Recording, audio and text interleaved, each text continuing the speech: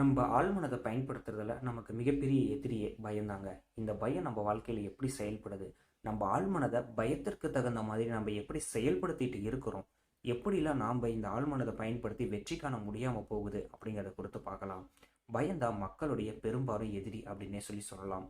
தோல்வியை குறித்த பயம், உடல்நல குறைபாடுகள் குறித்து பயம், மோசமான மனித உறவுகளுக்கு குறித்து பயம், மனிதர்களை பார்த்து பயம், அது மட்டும் இல்லாமல் லட்சக்கணக்கான மக்கள் இருந்துட்டு பார்த்தீங்கன்னா எதிர்காலத்தை குறித்து பயம், கடந்த காலத்தில் நடந்த நிகழ்வுகளை குறித்து எதிர்காலத்தில் எந்த மாதிரி விளைவுகள் வரும் அப்படிங்கிறத குறித்து பயம்.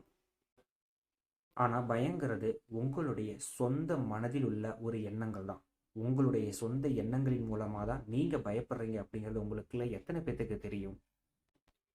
உதாரணத்துக்கு 2 சிறுமிகள் பேசிக்கிறாங்க. அதில் ஒரு சிறுமி, நீ இருக்கிற வீட்டுக்குள்ளார நீ தூங்கின பிறகு உன்னுடைய கட்டிலுக்கடியிலிருந்து ஒரு மிகப்பெரிய பூதம், ஒரு ராட்சச பேய் இருந்துட்டு வரும் அப்படின்னு சொல்றதா வச்சுக்குவோம். அந்த குழந்தை தூங்குறதுக்கு கட்டில் மேலே ஏறின அப்ப இருந்து காலை கீழே வைக்கவே வைக்காது. எப்படியாச்சும் கட்டில இருந்து வெளியே வந்து அந்த பூச்சாண்டி அவளை பிடிச்சிருமா, அவனை ஏதாவது பண்ணிடுமா அப்படிங்கிற பயம் அந்த குழந்தைய முழுசா பற்றி இருக்கும். உண்மையாலுமே அந்த கட்டிலுக்கடியில் ஒரு பூச்சாண்டி இருக்குதுங்கிறத முழுமையாக அந்த குழந்தை நம்பும். அதற்கான பயம் உணர்வு ரீதியாக உண்மையாகவே அந்த குழந்தைகிட்ட வெளிப்படும். தன்னுடைய அம்மாவோ அல்லது அப்பாவோ வந்து கட்டிலுக்கடியில் எந்த பூச்சாண்டியும் இல்லை, எந்த பேயும் இல்லை அப்படின்னு சொல்லி நிரூபித்து காமிக்கிற வரைக்கும் அந்த குழந்தைக்கு அந்த பயம் இருந்தே தான் இருக்கும். ஸோ உண்மையாலுமே அங்கே எந்த விதமான பூச்சாண்டியும் கிடையாது, எந்த விதமான பேயும் அசுத்த சக்தியும் கிடையாது. இருந்தாலும் அந்த குழந்தையை எப்படி பயப்பட வச்சுச்சு?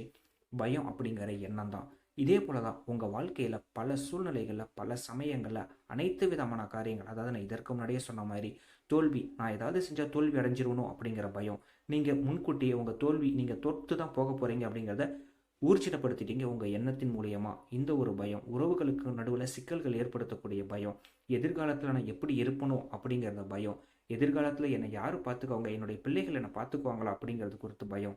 உங்களுடைய பயம் ஒவ்வொரு எண்ணத்தை உருவாக்குது, ஒவ்வொரு நெகட்டிவ் தாட்ஸுகள் உங்களுக்கு உருவாக்கி கொடுக்குது.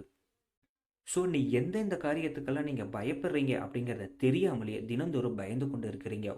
நீங்கள் எதற்கெல்லாம் தயங்குகிறீர்களோ அதற்கு எல்லாத்திற்கும் நீங்கள் பயப்படுறீங்க. எதெல்லாம் உங்களால் பாசிட்டிவாக திங்க் பண்ண முடியலையோ அந்த காரியத்திற்கு குறித்து எல்லாம் நீங்கள் பயப்படுறீங்க. ஸோ எனிவே அனைத்து குறித்தும் இருந்துட்டு பார்த்தீங்கன்னா ரொம்ப பாசிட்டிவாக திங்க் பண்ணுங்கள். உங்களுக்கு எது குறித்து பயம் ஏற்படுதோ அந்த சமயத்தில் அதன் மேல் எனக்கு பயம் கிடையாது, எனக்கு பயத்தை ஏற்படுத்தக்கூடிய அதிகாரம் அந்த பயத்துக்கு கிடையாது அப்படின்னு சொல்லிட்டு உங்கள் மனதுக்குள்ளார உறக்கமாக, அதாவது நல்ல சத்தமிட்டு உங்கள் மனதுக்குள்ளார இருந்துட்டு சொல்லிக்கோங்க. உங்களுக்கு பயங்கர உணர்வே அற்று போனதாக நீங்கள் நன்றி சொல்லுங்கள்.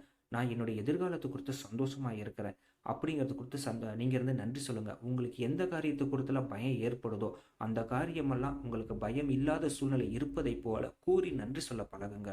பயத்தை ஜெயிங்க. பயத்தை ஜெயிச்சிங்கன்னா உங்கள் ஆழ்மனதை நீங்கள் சரியான வழியில் பயன்படுத்தி உங்கள் வாழ்க்கையில் மிகச்சரியாக வெற்றி காண முடியும். வாழ்க வளமுடன்.